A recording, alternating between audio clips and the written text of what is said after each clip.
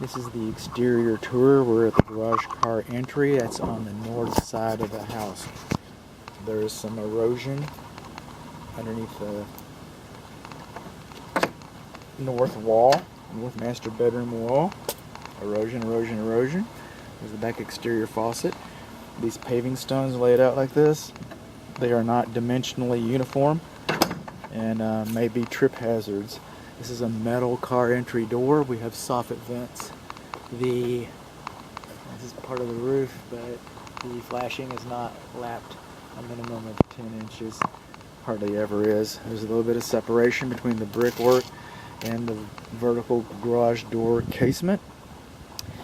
Coming along, we're on the west side. We're moving.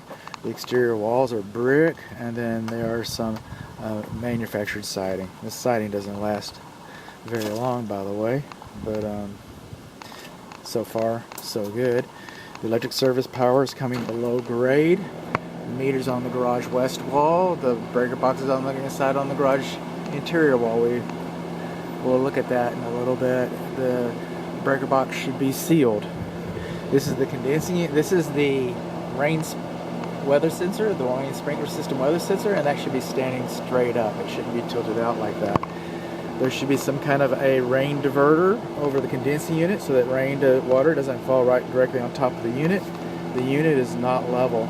The electric disconnect for the condensing unit, service disconnect, should not be located behind the unit, and it should be sealed. We have a little more erosion going along here. This is the grounding rod for the electrical system. Let's see if we have another one. We have two grounding rods. That's pretty good.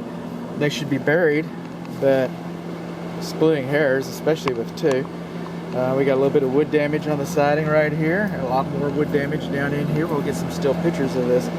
Condensing unit, like I said, is not level. It looks like the coils are dirty. This is the wrong kind of foam. This does not meet current standards. This is the water heater TMP drain line, and it looks like it's the appropriate height. This is probably for the water heater secondary drain line. There's a safety pan. A little more erosion along this side. We do not have anti-theft shader valves. Service valves. The gas enters the west side of the house. There's the gas main shut-off. Coming along here. Okay, we're missing a screen. We have some separation between let's just say it's the north bedroom. The north bedroom window frame and the brickwork. There's some stair step cracks through the brick and mortar on the west wall beneath the north bedroom window, west wall. We all have some weep holes that we're supposed to have those. Trees are too close to the structure. Trees shouldn't be closer than 25 feet to the structure. The foliage is cut back away from the house. The front's overgrown. I'm not happy about that. And we have some debris in the flower bed, so that'll be known. Typical shrinkage cracks. Some people call them corner pops. It's all the same thing. Let's move back a little bit. We got some repairs here. Looks like squirrels used to be getting into the attic. They had pretty good damage.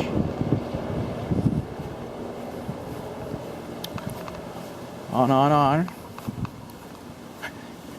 The electric meter, the water meter is out in the parkway right there. So this is the front of the house. This is all that overgrown that I was talking about. This is the front door. This is an exposed tension cable end right here. That should have been sealed.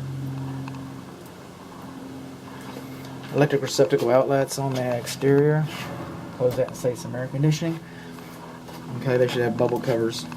By the way, this is the deadbolt striker plates missing. This is the doorbell. I hear it.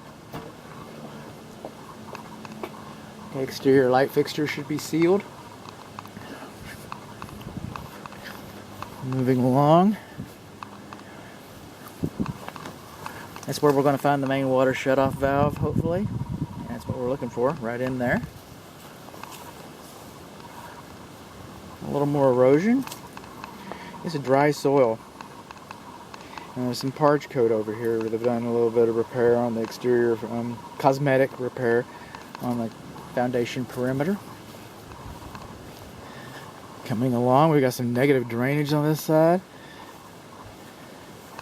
And it looks like we've been addressing it. It looks like it has been addressed. We've got some surface drains right here that should discharge somewhere.